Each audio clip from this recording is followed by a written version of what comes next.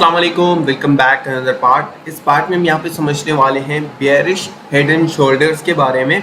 अभी जो हम पैटर्न्स पढ़े हैं रिवर्सल चार्ट पैटर्न्स हैं, यहाँ पे अभी हमारे पास जो पार्ट 5 में है इसको हम कहते हैं bearish head and shoulders. Head and shoulders कैसे काम करते हैं इसको हम यहाँ पे समझते हैं। सबसे पहले मैं आपको एक तस्वीर दिख रही है यहाँ पे, जहाँ पे एक इंसान की तस्वीर है, जहाँ पे क्या होता है कि एक इंसान का एक शोल्डर होता है एंड उसके बाद हेड होता है एंड उसके बाद एक शोल्डर होता है। ठीक है, right side shoulder head and उसके बाद लेफ्ट साइड शोल्डर होता है। ठीक है, तो ये पैटर्न इसी तरीके का बनता है जिसको हम कहते हैं हेड एंड दोनों शोल्डर्स। ठीक है, हेड एंड शोल्डर्स इसको हम बोलते हैं। अब ये कैसे काम करते हैं इसको हम यहाँ पे समझते हैं। ठीक है, सबसे पहले हम यहाँ पे देखेंगे कि मार्केट, ये मैंने आपको कहा था कि बेयरिश रिवर्सल पैटर्न है। इसका मतलब है कि जो ट्रेंड जब ऊपर जा रहा होता है और ये रिवर्सल पैटर्न हम पढ़े, इसका मतलब है कि ट्रेंड जब ऊपर जा रहा होता है तो ऊपर से ये मार्केट को नीचे की तरफ पुश करता है, मतलब मार्केट नीचे की तरफ जाती है। ठीक है, जब ट्रेंड ऊपर जा रहा होता है तो रिवर्स होके मार्केट नीचे जाती है। अब ये कैसे होता है, काम करता है, ऐसे हम यहाँ पे देखेंगे कि मार्केट ऊपर जा रही है एक लेवल तक एंड उसके बाद एक पॉइंट आएगा जहाँ से मार्केट नीचे आती है। ठीक है, एंड एक फिर अगेन एक लेवल से मार्केट ऊपर जाती है। लेकिन अभी इस बार जो लेवल होता है वो जो पहला हमारा पॉइंट था जिससे मार्केट ऊपर जाके एक और ऊपर जाके रेजिस्टेंस बनाता है। ठीक है, एंड उसके बाद अगेन मार्केट नीचे आता है और ये जो पहले सपोर्ट बनता है उसको सपोर्ट कुछ भी नहीं मानता। मार्केट अगेन नीचे आके जो हमारा पुराना वाला सपोर्ट था वहाँ पे टच करके मार्केट अगेन ऊपर जाता है, लेकिन यहाँ पे एक लेवल तक जाता है जो पहले हमारा शोल्डर बना था, जो पहला वाला पॉइंट बना था, वहाँ से मार्केट रिवर्स होके इस लेवल तक आता है। ठीक है, यहाँ तक हमें कंफर्मेशन होती है कि हाँ यार ये एक reversal bearish head and shoulder chart pattern बन सकता है। ठीक है, अब हम यहाँ पे क्या देखते हैं कि एक शोल्डर है जो कि इस तरफ है, दूसरा शोल्डर उसकी इस तरफ है। ये थोड़ा सा ऊपर नीचे हो सकते हैं, ज़्यादा ऊपर नीचे नहीं होने चाहिए, थोड़ा सा कैंडल्स ऊपर नीचे हो जाती है वॉल्यूम ज़्यादा होने की वजह से, यहाँ मार्केट मैनिपुलेट होने की वजह से। लेकिन एग्जैक्टली ऐसा ही होना चाहिए जहाँ पे एक हेड हो, ऊपर मार्केट इस तरफ हो एंड उसके बाद लेफ्ट एंड राइट शोल्डर्स होने चाहिए। ठीक है, एंड वहाँ पे क्या होता है कि जो पहले मार्केट यहाँ पे टच करके नीचे आया फिर अगेन ऊपर जाके यहाँ पे ऊपर गया, वो हमारी नेकलाइन कहली जाती है कि यहाँ पे ये हमारा एक लेवल है जहाँ पे अगर ब्रेक डाउन होता है तो मार्केट नीचे की तरफ जाएगी, जिसको हम नेकलाइन कहते हैं। ठीक है, अच्छा ये जो पैटर्न है ना ये थोड़ा सा टेढ़ा भी बन सकता है, मतलब ये नेकलाइन जो है ना यहाँ से स्टार्ट होके ऐसे ऊपर की तरफ भी हो सकती है, इस तरफ नहीं झुकनी चाहिए, ऐसे ऊपर की तरफ, इस तरफ ऊपर की तरफ होनी चाहिए, इस तरफ ऊपर की तरफ नहीं होनी चाहिए, क्योंकि यहाँ से मार्केट नीचे जाता है। अगर यहाँ से ऊपर की तरफ होती तो एक प्लस पॉइंट हमें देखने को मिलता है, मार्केट यहाँ से और नीचे जा सकता है। ठीक है, तो ये थोड़ा सा टेढ़ा भी हो सकता है, ज़रूरी नहीं कि एग्जैक्टली हमारा जो ये नेकलाइन है ये सपोर्ट लेवल की तरह हो, ये थोड़ा सा ट्रेन लाइन की तरफ हो जो कि 10 डिग्री के ऊपर जो है ना यहाँ पे होनी चाहिए, 10, 15, 20 से ज़्यादा नहीं होनी चाहिए, फिर वो हमारी एक अलग पैटर्न बनता है, यहाँ पे हमारा हेड एंड शोल्डर नहीं बनेगा। ठीक है, ये कैसे काम करते हैं इसको हम यहाँ पे समझते हैं। जैसे आपको पिक्चर यहाँ पे दिख रही है जहाँ पे क्या हो रहा है कि मार्केट ऊपर जाती है एक लेवल तक, वहाँ से मार्केट नीचे आना स्टार्ट करती है, लेकिन अगेन एक पॉइंट आता है जिसको हम सपोर्ट लेवल कहते हैं, जिसको हम अभी इस पैटर्न में नेकलाइन बोलते हैं। वहाँ से मार्केट ऊपर जाती है एंड पहले वाले लेवल से थोड़ा सा ऊपर जाके नीचे आती है एंड अगेन ऊपर जो अगला वाला पॉइंट बनता है वो पुराना वाले जो थर्ड वाला हमारा पॉइंट था, जो फर्स्ट वन था, वहाँ से मार्केट रिवर्स होती है यहाँ तक, नेकलाइन को ब्रेक करके नीचे जाती है। यहाँ पे हम देखते हैं कि मार्केट यहाँ से नीचे जाएगी। अब यहाँ पे हम मार्केट के ऊपर चल के देखते हैं कि कैसे काम करती है, उसके बाद हम यहाँ पे इसके अगेन प्रैक्टिस करेंगे। ठीक है, ओके, तो सिंपली आपने क्या करना है, ट्रेडिंग व्यू को ओपन करना है। ठीक है, यहाँ पे आप पैटर्न्स में जाएंगे तो आपको इतने सारे पैटर्न्स दिखेंगे जिसमें आपको ये दिखेगा हेड एंड शोल्डर्स। ठीक है, आपने इस पर क्लिक करना है, आप इसको फेवरेट में भी डाल सकते हैं अगर आप इसको बार बार यूज़ करना चाहें। ठीक है, एंड उसके बाद यहाँ पे हम इसको यहाँ से लेंगे एंड ये जो पहला वाला हमारा पॉइंट है हेड लेफ्ट शोल्डर, एंड उसके बाद यहाँ हम नेकलाइन तक लेके जाएंगे इसको। ठीक है, एंड मार्केट यहाँ से ऊपर जाएगा हेड की तरफ, जो हमारा हेड थोड़ा सा ऊपर होता है, एंड वहाँ से अगेन मार्केट यहाँ से नीचे जाता है। ठीक है, ये एक लेवल तक। ठीक है, हम इसको ये वाला लेवल भी कह सकते हैं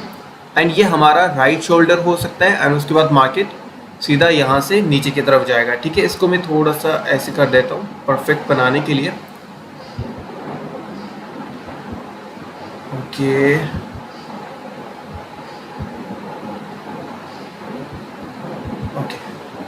अभी ये तो एग्जैक्टली हमारे सपोर्ट लेवल की तरह काम कर रहा है, लेकिन ये जो हमारा, जैसे मैं आपको कह रहा था कि वो ऊपर की तरफ हो सकती है, तो ये ऐसे ऊपर की तरफ हो सकती है। ये थोड़ा सा टेढ़ा है, इससे भी ज़्यादा थोड़ा टेढ़ा हो जाए तो भी कोई फ़र्क नहीं पड़ता, वो सही से काम करेगा। ठीक है, एग्जैक्टली ऐसा नहीं होना चाहिए कि इस तरफ जा रहे हैं या इसका वाला हेड इस तरफ जा रहा है तो वो उल्टा हो जाता है एकदम से, थोड़ा सा टेढ़ा हो सकता है।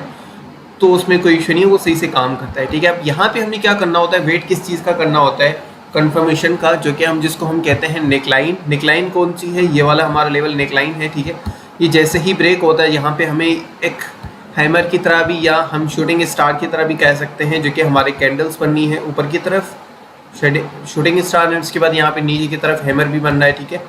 एंड वो सही से काम नहीं करेगा क्योंकि हमारे पास यहाँ पे हेड एंड शोल्डर है, ठीक है। मैंने आपको कहा था ना कि जब कैंडल्स होती है ना, उससे ज़्यादा जो हमारे स्ट्रॉन्ग पैटर्न होता है, ठीक है। उसके बाद हम यहाँ पे देखेंगे नेकलाइन से वो नीचे जाके ब्रेक होता है, नीचे ब्रेक नहीं होता, उसके बाद एक और कंफर्मेशन होती है, मार्केट सीधा जाके नीचे क्लोज होता है। लेकिन जो स्मार्ट बंदा होता है वो यहाँ पे एंट्री ले लेता है, लेकिन यहाँ पे ऐसे एंट्री लेने से रिस्क बढ़ता है, जो कि चीज़ नहीं करनी चाहिए। अब यहाँ पे बात आती है take profit and stop loss की, कि हमने प्रॉफिट कितना लेना है और स्टॉप लॉस कैसे सेट करना है, कि यार अभी प्रॉफिट कितना होगा, स्टॉप लॉस कितना होगा।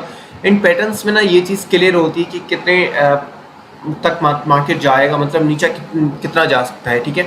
उसके लिए आपने सिंपली क्या करना है, ये जो हमारी रेजिस्टेंस लाइन है, सॉरी जो ट्रेंड लाइन है, इसको आपने यहाँ पे लेना है, एंड जो हमारी नेक लाइन है उससे आपने ड्रॉ करना है सीधा उसकी हेड तक, ठीक है।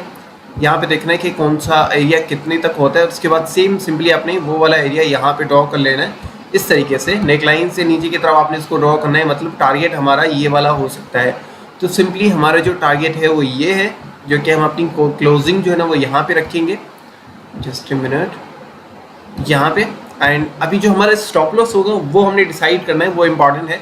मैक्सिमम लोग क्या करते हैं, जो कैंडल जिसने क्लोजिंग दी है, मतलब ये जो कैंडल है इसने क्लोजिंग दी है, इसका हाई स्टॉप लॉस लगा देते हैं। मतलब कुछ लोगों का स्टॉप लॉस यहाँ पे होता है, एंड कुछ लोगों का स्टॉप लॉस जो हमारा जो राइट शोल्डर है इसके थोड़ा सा ऊपर भी हो सकता है, ठीक है। यहाँ पे आपके पास दो चॉइसेस हैं, ठीक है। या तो ये जो कैंडल है जिसने क्लोजिंग दी है, मतलब डाउन जाके ब्रेक डाउन दिया है, उसके ऊपर जाके स्टॉप लॉस लगा दो, या आप हेड एंड शोल्डर का जो हमारा राइट शोल्डर है इसके ऊपर जाके आप स्टॉप लॉस लगा दो। ये आपकी अपनी चॉइस है कि आप कौन सा चूज़ करना चाह रहे हैं। मैं आपको रिकमेंड करूँगा राइट शोल्डर, अगर आपका रिस्क रिवार्ड रेशियो सही से बनना है, क्योंकि इस हिसाब से भी रिस्क रिवार्ड रेशियो सही से हमारा बन जाएगा। लेकिन हमारी जो स्ट्रैटेजी जो हम लेके चलते हैं कि यार हमें प्रॉफिट बहुत ज़्यादा हो, लॉस बहुत कम हो, लेकिन यहाँ पे क्या होता है कि स्टॉप लॉस हिट होने के चांसेस ज़्यादा है। जो ये वाला लेवल है, अगर हमारा रिस्क रिवार्ड रेशियो गड़बड़ करता तो फिर हम यहाँ पे जा सकते थे, लेकिन अगर हम ये वाला स्टॉप लॉस लेके भी चलते हैं, मतलब जो राइट शोल्डर वाला भी लेके चलते हैं, तो हमारा जो रिस्क रिवार्ड रेशियो 1:2.6 बनता है, जो कि काफ़ी अच्छा है। 1:2 भी हो तो भी हमें फ़र्क नहीं पड़ता, लेकिन 1:2 से ज़्यादा है, 1:2.6 है, मतलब 1:3 की तरफ जा रहा है। और अगर हम यहाँ पे देखेंगे तो ये और भी मार्केट नीचे गई है, मतलब यहाँ तक गई है, तो इस हिसाब से तो 1:3 भी हमारा रिस्क रिवार्ड रेशियो बन रहा है, ठीक है। तो आप वैसे लेके भी चल सकते हैं। अगर आपको रिस्क रिवार्ड रेशियो अच्छा बन रहा है तो आप ये वाला लेके चलेंगे। अगर आपका रिस्क रिवार्ड रेशियो ख़राब हो रहा है, गड़बड़ हो रही है और आपको लगता है कि फेल हो जाएगा, तो आप जिस कैंडल ने क्लोजिंग दी है उसके सिंपली हाई के ऊपर आप यहाँ पे स्टॉप लॉस लगा देंगे। अगर वो वाला लगाते हैं तो हमारा जो रिस्क रिवार्ड रेशियो बनता है 1:7 बनता है ना। वो आपके पास चॉइस है कि आप 1:7 लेके चलना चाह रहे हैं या 1:2 लेके चलना चाह रहे हैं, ये आपकी अपनी चॉइस है, ठीक है। मैं आपको दोनों रिकमेंड करूँगा क्योंकि दोनों सिचुएशन के हिसाब से फिट बैठते हैं। अगर अभी जो ये वाली जो सिचुएशन बनी है इसमें मैं ये वाला रखूँगा, क्योंकि एक ही कैंडल ने स्पीड से मार्केट को यहाँ से नीचे जाके क्लोज दिया है, तो मार्केट यहाँ पे मैनिपुलेट हो सकती है, मार्केट वॉलेटाइल हो सकती है, ठीक है। मार्केट बहुत ज़्यादा वॉलेटाइल रहती है क्रिप्टो मार्केट के। इनफैक्ट जो छोटे कॉइन्स होते हैं, एडा या मतलब शिप कॉइन्स जैसे मैटिक कॉइन्स होते हैं, ठीक है। अब इसमें जो वॉल्यूम होता है वो मिलियंस में होता है, ठीक है। अब किसी ने $1 मिलियन ला के 5-6 मिलियन डॉलर्स ला के उसमें इन्वेस्टमेंट कर दी एक ही टाइम पे, तो उसकी जो प्राइस है वो बहुत ज़्यादा बढ़ जाती है। किसी ने आके सेलिंग प्रेशर दे दिया तो वो स्पीड से मार्केट ऊपर नीचे होती है, तो वॉलेटाइल मार्केट बहुत ज़्यादा रहती है। तो यहाँ से रिवर्स में होके मार्केट यहाँ से होके नीचे की तरफ भी आ सकता है, तो वो चांस बन सकता है। अगर आप 1:2 का रेशियो रखना चाह रहे हैं तो ये वाला बेहतर है। अगर बढ़ाना चाह रहे हैं तो फिर ये वाला लेके चलना चाहते हैं तो आप लेके चल सकते हैं, उसमें कोई इशू नहीं है। आई होप आपको क्लियर होगा।